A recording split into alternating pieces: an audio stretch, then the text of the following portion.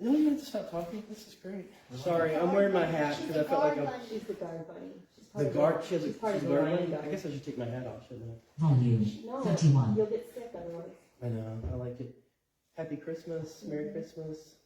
So we're excited. Today is the last Sunday before Christmas, and then next Sunday is Christmas Day. And we're having a Christmas Eve service here at 4, which would be very nice. Does anybody know what a candlelight service is? Yeah. Okay, Dave knows a candlelight. So everybody's going to have like their own candle. And then at the end, after it gets a little bit dark, so it's going to be at 4 o'clock, and it gets dark at 4:08. So as soon as Christian, Is it kind of like Hanukkah? when it's they very have- much like Hanukkah. It's very much like when Hanukkah. They like candles. They light the candles because they had a battle, I think. Yeah, in Israel. and the oil lasted like 8 days. And the oil lasted 8 And days. then they thought they were gonna lose, but they won because They thought they were going to lose, but they won. Protect them. Christian, that is beautiful. Did you know that this town, our town, Papa, Hungary, has a very old synagogue where they don't have an active Jewish congregation right now, I think. But today at 3 o'clock, they're going to do the Hanukkah celebration, the Hanukkah ceremony at 3 o'clock. And one of the ladies who leads it, she said that we could come. And then one of the other people on Facebook said, well, make sure you wear like nice clothes. So that's why I wore my tie and my jacket and stuff like that. But 3 o'clock, and if you know where Villa Classica Hotel is, Yeah. there's like those stores beside it, like a hardware store or apartments or something like that. The parking, that long strip of parking, if you walk down the parking, it's like 1 block back behind there. It's like this really big building. You can't miss it. So that'd be Hanukkah. Christian, I didn't know. How'd you know all that? Because we talk about that at school. That is so cool. You know, I watched something from your school. Some of you go to QSI, and some of you go to homeschool, and some of you go to, what school? Tartsy. I love Tartsy. So we have a lot of different school people here. And I can't remember what I was going to say about that, but it was something I All was it going had to do with Hanukkah.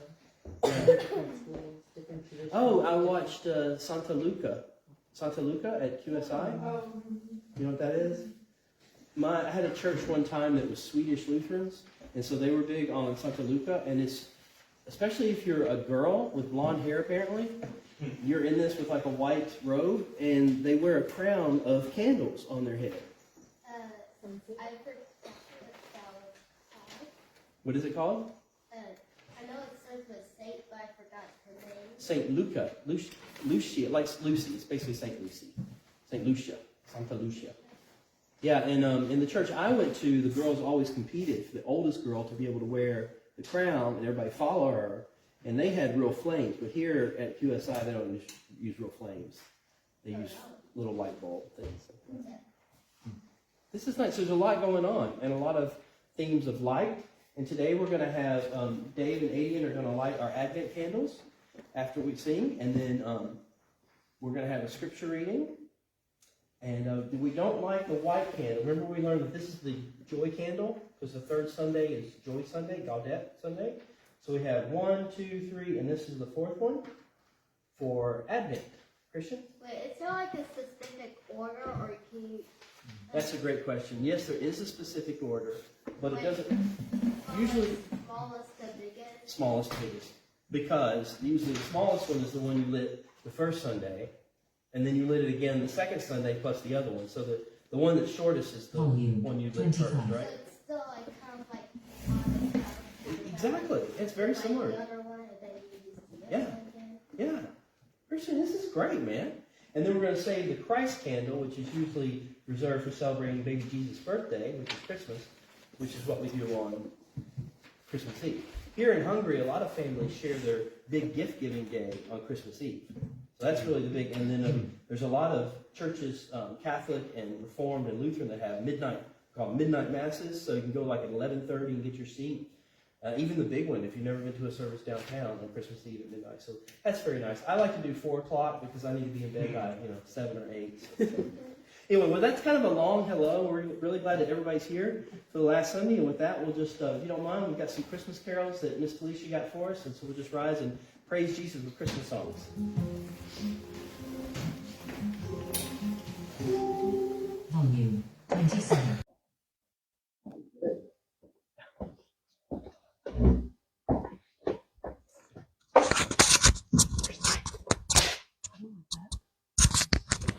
Check, check. Okay. Our scripture reading will come from Luke chapter 2, verses 1 through 6, along with John chapter 3, 11 through 21, and John chapter 1, verses 1, 4, 9, 16, and 18. 16 through 18. Okay. In those days, a decree went out from Caesar Augustus that a census be taken of the empire. So everyone went to his own town to register.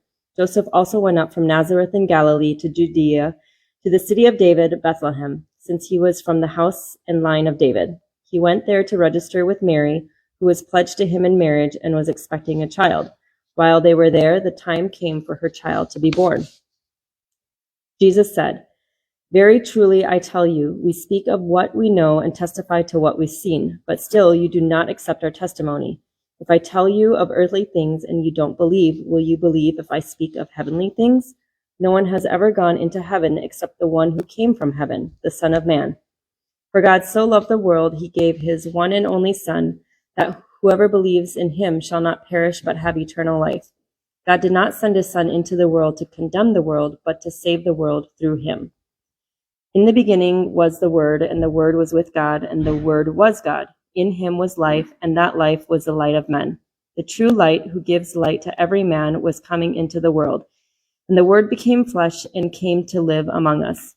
We have seen his glory, the glory of the Father's one and only Son, full of grace and truth. From his fullness we have all received grace upon grace. For the law was given through Moses. Grace and truth came through Jesus Christ. No one has ever seen God, but the one and only Son, who is himself God and is at the Father's side, has made him known." Do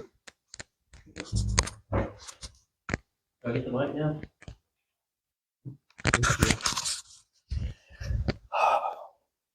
You know, there is just... How many of you read a lot of stories or books or movies, TVs and songs? Like, some of my favorite music are actually stories. Like, if it tells a story, they call it a ballad. Christian, how about you? What are you thinking back there? You got your hand up.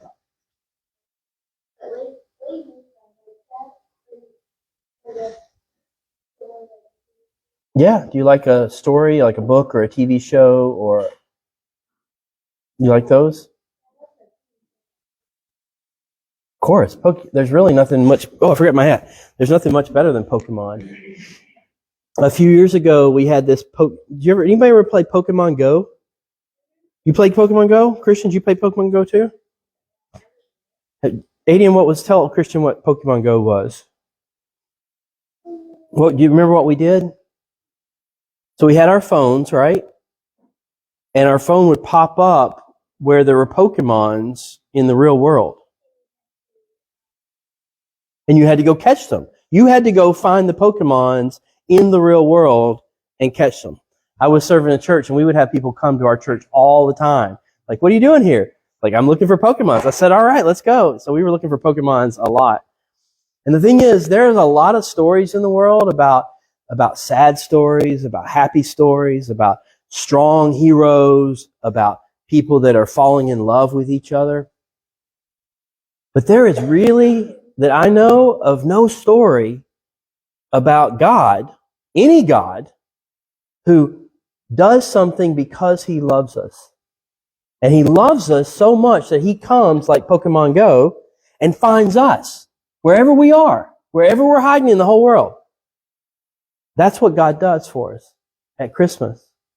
And so the idea of this last Sunday, this last candle, I know this is usually the topic of the first candle, but I want to make this Sunday the Love Sunday and talk just a little bit, a really short sermon about the love of Jesus. We talked about who Jesus was as a person, and we talked about Jesus' power, and we talked about the joy that Jesus said. They said, why did you come here? And last week we learned Jesus said, oh, I came here so that you can have my joy and that your joy can be complete.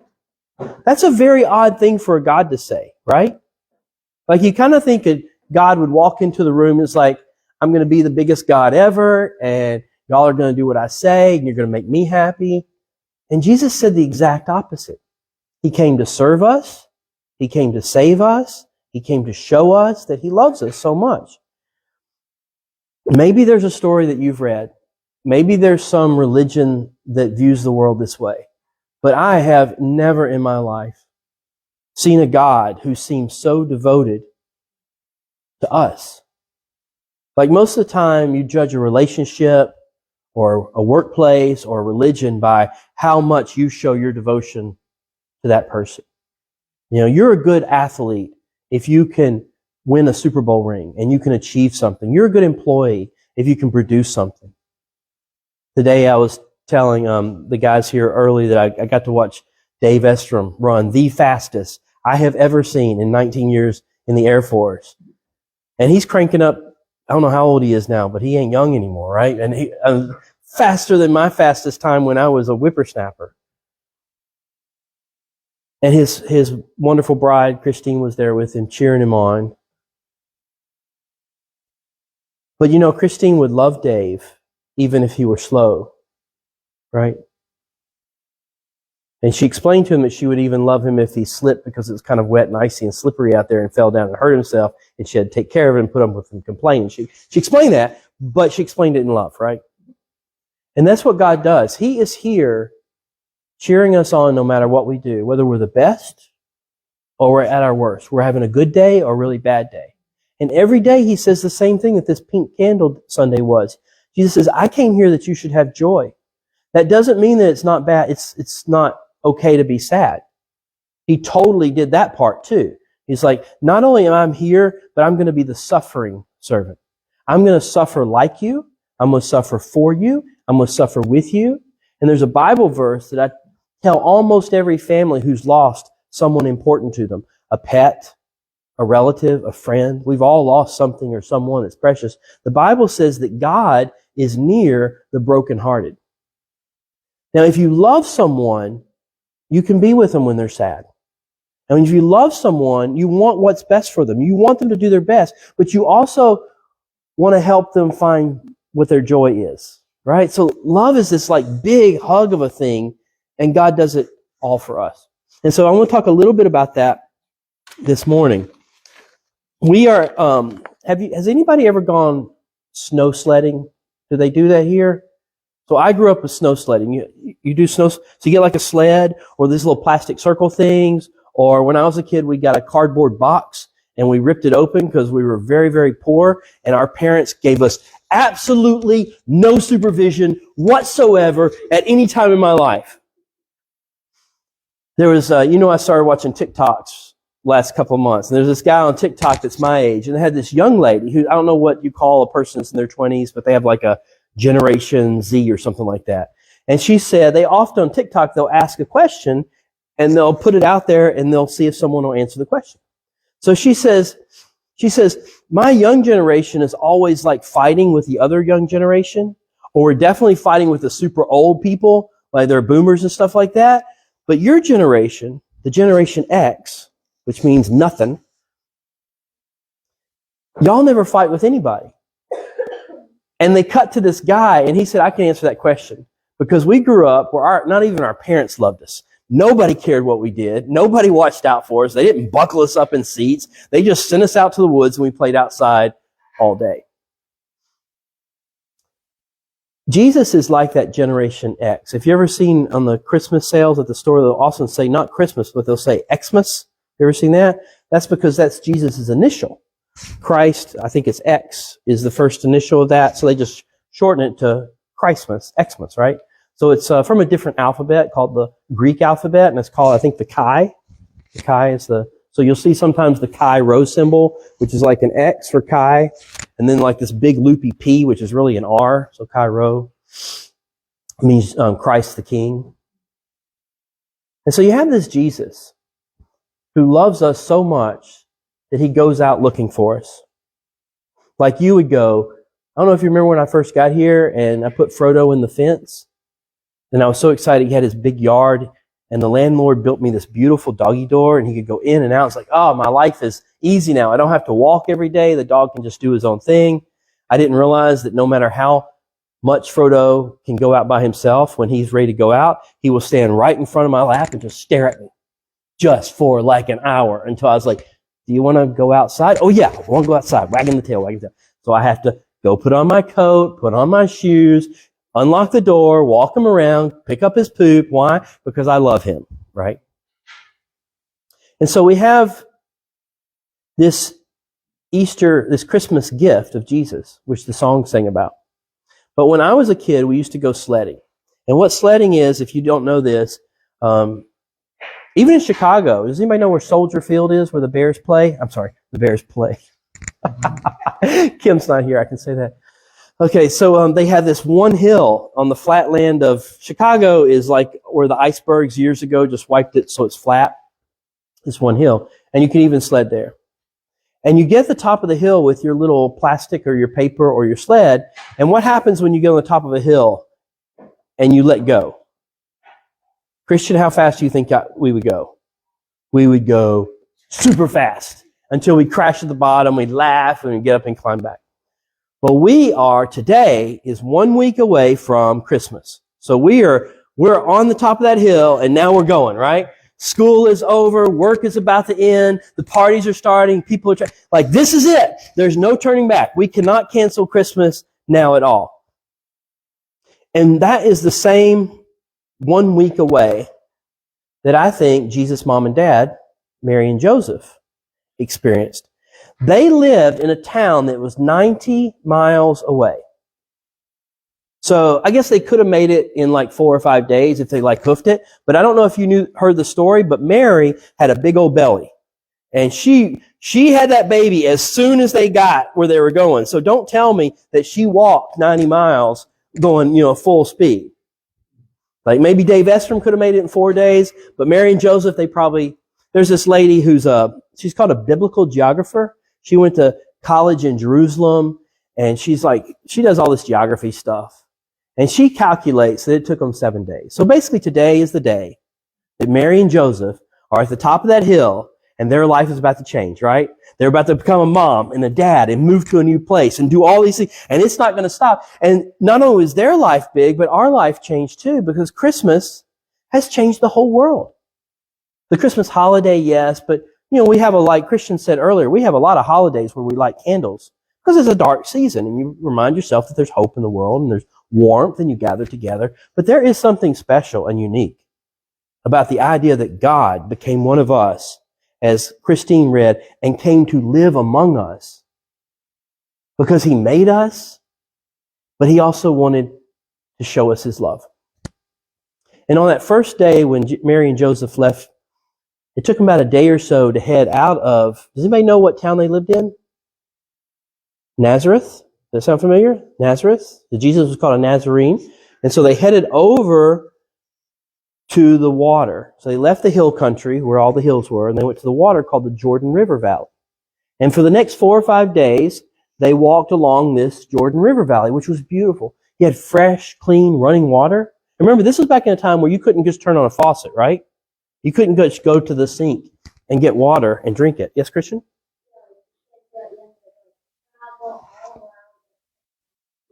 You'd have to travel all around. So think about walking along a river road where anytime you were thirsty, that was like the most wonderful time at all, except for Mary being 9 months pregnant and walking 90 miles. But forget that part. And plus the Jordan River Valley, if you have water, you have food. So they had all this fresh food. So it's like a really good time. Like this week is going to be a really good time. And then for that last day, they left the river and they headed over to the biggest city that Mary and Joseph had ever seen and would ever see in their lifetime. It had everything. It had this enormous temple, bigger than the biggest airplane that we've seen. They had so many people from so many places and so much going on. It was like super, super exciting. And then that final day as they passed through Jerusalem, that night they arrived in the exact opposite. Completely isolated, little bitty town of Bethlehem. And not only did they not have all the fancy stuff and the food, there wasn't even any room in the inn for them to have a bed. And so the innkeeper said, well, you can stay in our stable cave. And all they heard was the lowing of the animals and the smell of the hay. And they were all alone in the dark of that night. And so sometimes, like many of us have started that journey, and we may be far apart from loved ones, friends, and family. over here in Hungary.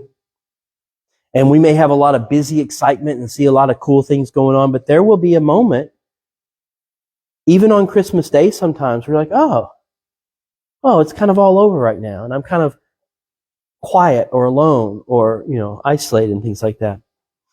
And so we are following the same journey that Mary and Joseph did 2,000 years ago. The last steps of a very long, unexpected pregnancy. There's an old expression in life that says, a journey of 100 miles begins with one step. You ever heard that phrase? That makes sense. So if you want to go like they did, 100 miles, the first step is the first step. But it's actually not true. A journey of 100 miles doesn't begin with that first step.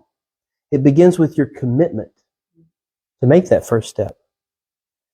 And we see that we can start our Christmas journey this last week the same way Mary and Joseph did, with a commitment to love each other.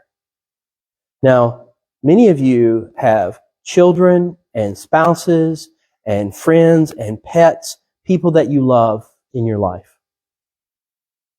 And you don't love them by accident, and you don't love them because it's easy. You love them, you do those hard things because you care for them so much. Look at Mary. She had no choice in the conception of this baby. It wasn't the right time. It wasn't the normal way. Joseph, and if you heard the reading at the very beginning, Joseph got a message that everybody in his country had to go sign up for this tax census. The Roman emperor wanted to count as many people as possible and make sure he knew how many people were there and if they were paying all the money they owed, right? And they said, everybody go back to your family's hometown, wherever that is. And his town was the town of David, the little town of Bethlehem. He had no choice in that taxation. So they didn't have a choice in the conception. They didn't have a choice in the taxation, but they did have a choice in the relationship. We read a couple of weeks ago that when Mary heard this news, the Bible doesn't say it freaked her out. Maybe it didn't freak her out, but we know the next thing she did was go out of town and run to her Aunt Elizabeth to hang out with her for 6 months, right? And we know for a fact it freaked Joseph out because he was like, I liked Mary. I thought we were going to get married, but this is really weird. I'm just going to I don't want to embarrass her, but I'm just going to slip away and we ain't going to have anything to do with each other ever. This is not going to happen. And he laid down to go to sleep after he made that decision, and an angel appeared to him in his dream. And the angel said to him, Joseph, you don't have to be afraid of this. I mean, you would be afraid to be I don't know if Josue was afraid when he became a dad. I don't know how all of y'all felt, but I had a little sense of fear becoming a dad. And I think we all have that sort of angel that appears in some way and says to us, no, you don't have to be afraid. This is God's gift. This is God working in your life. And so Joseph and Mary decided to commit to each other. And that commitment coming together, then they took that first step on the road to Bethlehem where baby Jesus was born. I had a weird devotion this week that I've been saving, or recently I've been saving for this. I wanted to bring it up. Of all the places where you can love people, church is good, right? Because you're only together for an hour every week or every, however often. That's easy. We can love each other. Family, you can get upset with each other and they can be annoying. How many have ever had a family member that's super annoying? Like totally annoying? Yeah, somebody has. The Estroms, no hands were raised, just for the record. It's very good.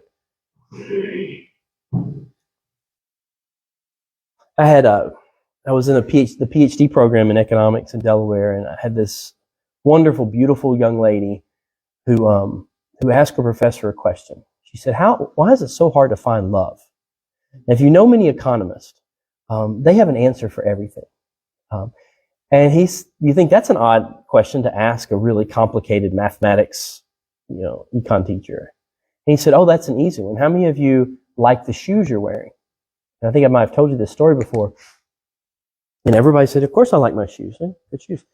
And he said, the reason it's so hard to find love is you get to choose your shoes, but in love, your shoes have to choose you back.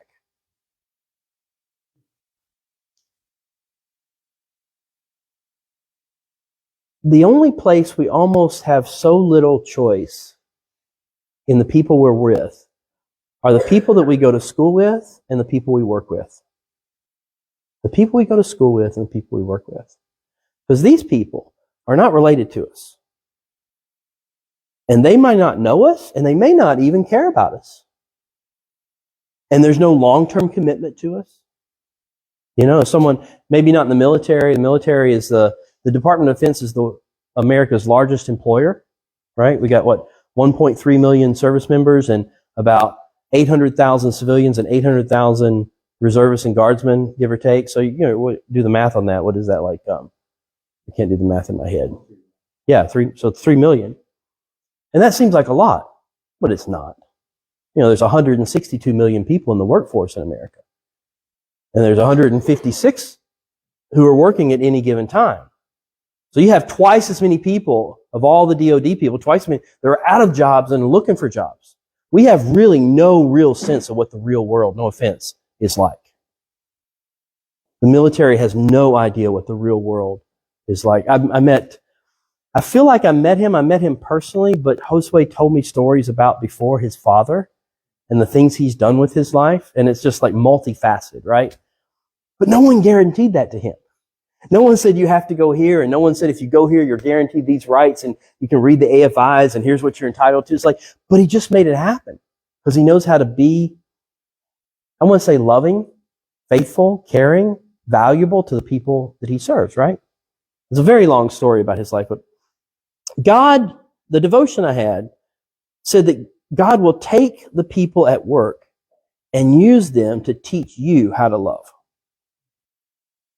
And the reason I wanted to bring that up, and that was really the whole sermon I wanted to talk about. The other part about the travel, a church brother in Christ in Budapest, their church asked me to do a devotion. And I've been a Christian for a long time, like 40 years. I don't think I've ever written a devotion. So he wanted me to do a devotion, and it was due yesterday.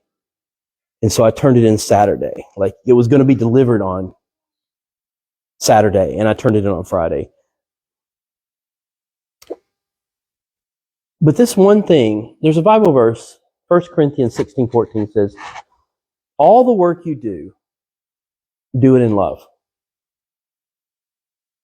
And sometimes when you're at work, in any area of life, things will not quite go like you want them, or like you think would be the best way to go, or like you think they're supposed to go.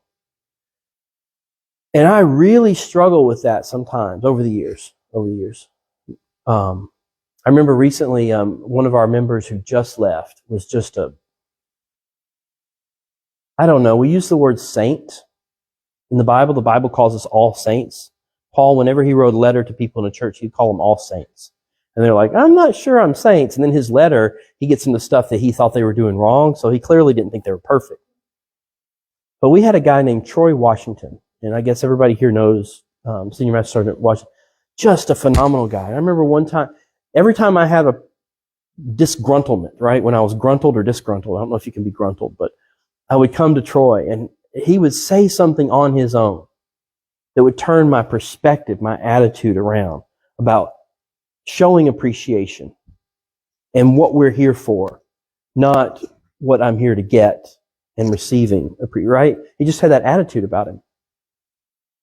Every area of your life is a chance, especially at work and school, is a chance for God to use that situation, those people, to teach you how to love better. I remember an important goal, one of the important goals of mom or dad. What do you think your mom or dad is trying to teach you? What do you think they want you to learn? Any ideas at all? One of the main goals of a mom or dad, you may not know this, they want you to be able to play well with others.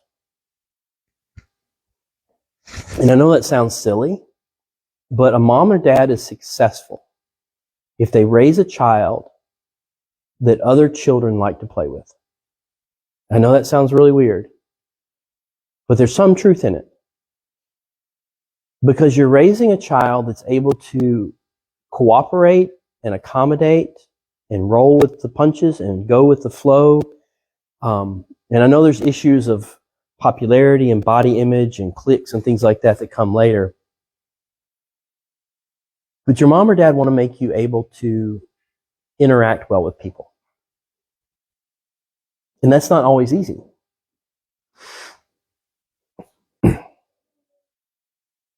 When we are learning how to get along with people, we are actually learning to love like God. And according to my devotion, because I have it written down here, so I'm going to say this out loud. I don't know why I'm taking so long to read. Like, I literally have 7 lines, and I'm just like dragging it out. Learning to love is what life is all about. And I think that's true. It doesn't mean that I'm a saint or I do it well.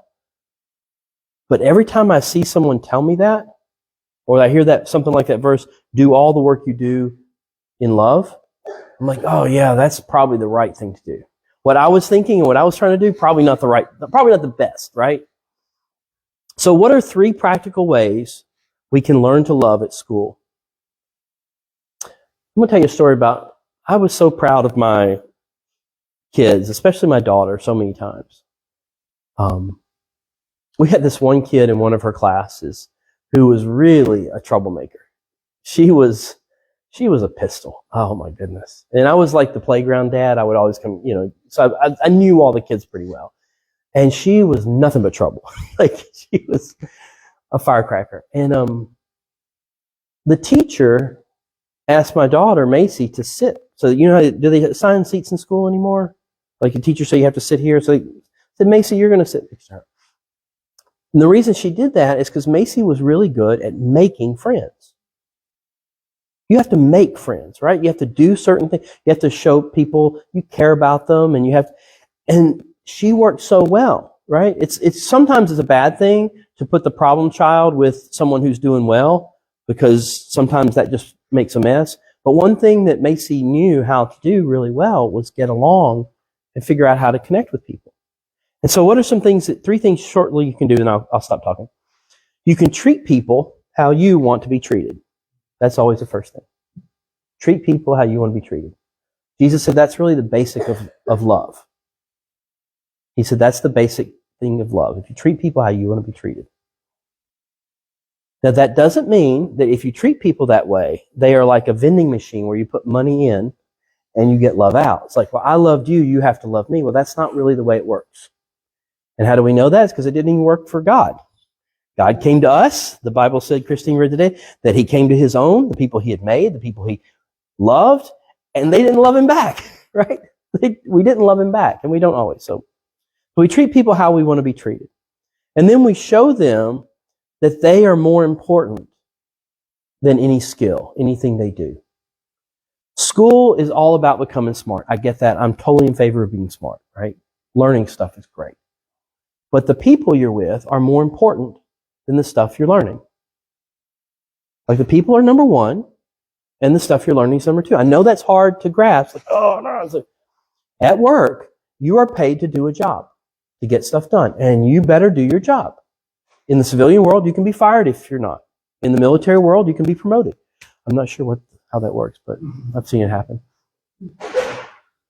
People need to know that they are more important than the work that you're doing. And that doesn't take a lot. I read a book this weekend. I've read like 3 books already in the last 2 days. I love the holidays. You do nothing. And I got a new badge that said I have an eclectic reader. So I got 11 different categories of books that I read or something. I didn't know that. But this guy, he was talking about the way recognition is important to people you work with. Oh, I forgot this is related. Oh, I didn't realize they're related. And he said recognition does not mean giving somebody money or even a promotion. Just listening to them and acting like you care at all, like respond with your feelings when they express something. Just treat them like they're a real person, right? Just, oh man, like engage it a little bit, just a little bit. The third thing is when things go wrong and they're difficult, be mindful that Jesus loves you, even if that person doesn't. And try to remember that baby Jesus came for them because he loves them, even though you don't want to love them right now. So just try a little bit to remind yourself of that goal. With that, I'm going to ask Mr. Christian if he would come up and pass out our communions.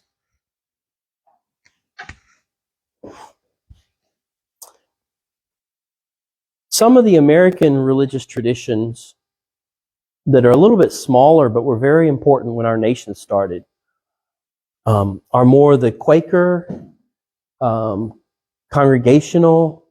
They're just people came in they just got together. People shared a thought, they sang songs. And a lot of those traditions have something called a love feast. Does anybody know what a love feast is? You ever had those in your... Thank you, buddy. Did everybody get one? You get one? So in a love feast,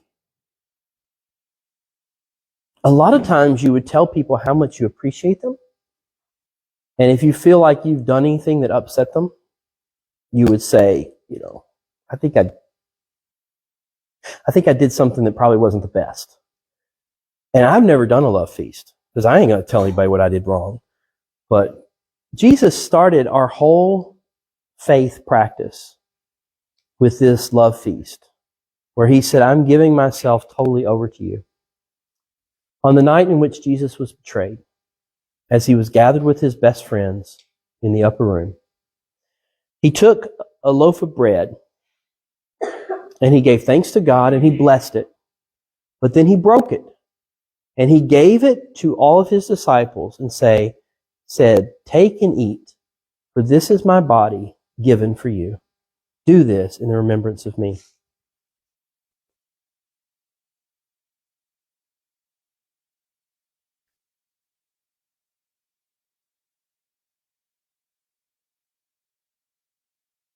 After supper, Jesus took a cup of wine, and he gave thanks, and he blessed it. And he gave it for everyone to drink, and he said, this cup is the new covenant, new promise, written in my blood. And my blood is shed for you and for all people for the forgiveness of sins. Do this in the remembrance of me.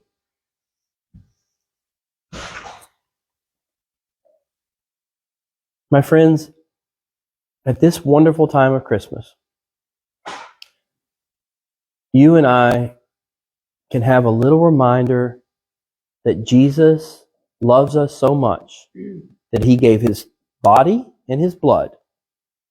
And not only gave it for us, but he's still with us, near us, for us. I hope you really have a wonderful Christmas holiday. If you come on Christmas Eve, we will celebrate with just a few. Josue, I always do